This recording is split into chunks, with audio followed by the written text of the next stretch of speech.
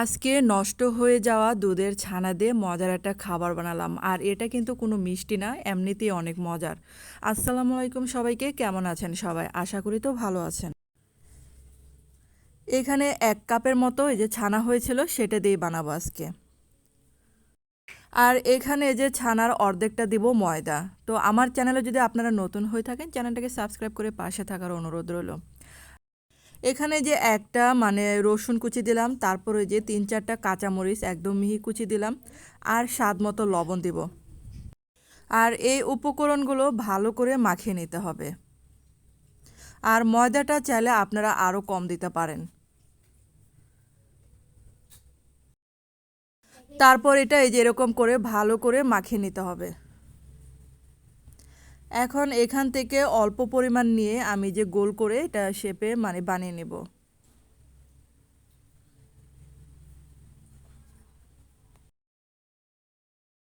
এখানে সবগুলো এরকম করে বানিয়ে নেব।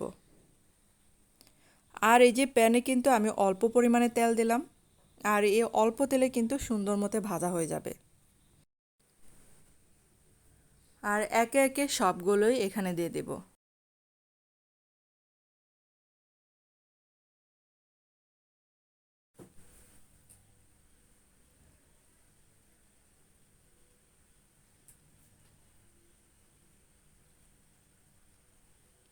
আর এক সাইড যখন এই যে একটু একটু করে হওয়া শুরু করবে তখনই কিন্তু উল্টে দিতে হবে।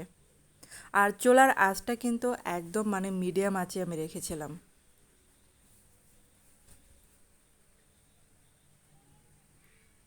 আর এটা আস্তে আস্তে করে কালারটা চেঞ্জ হয়ে আসতেছে।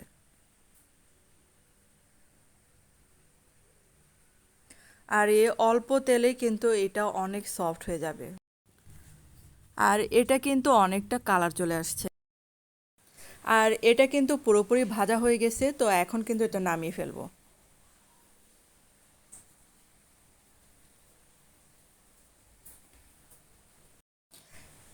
একে একে কিন্তু সবগুলো নামিয়ে ফেলবো এখন। আর এই যে দেখেন এটা হয়ে গেছে, আর এটা দেখতে কতটা সুন্দর হয়েছে এটা।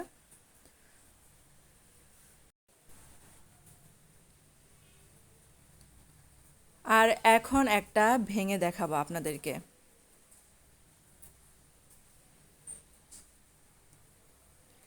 আর এটা কিন্তু এতটা সফট হয়েছিল, এটা না খেলে না বানালে বুঝবেন না এটা কতটা তুলতুলে কতটা সফট হয়েছিল এটা।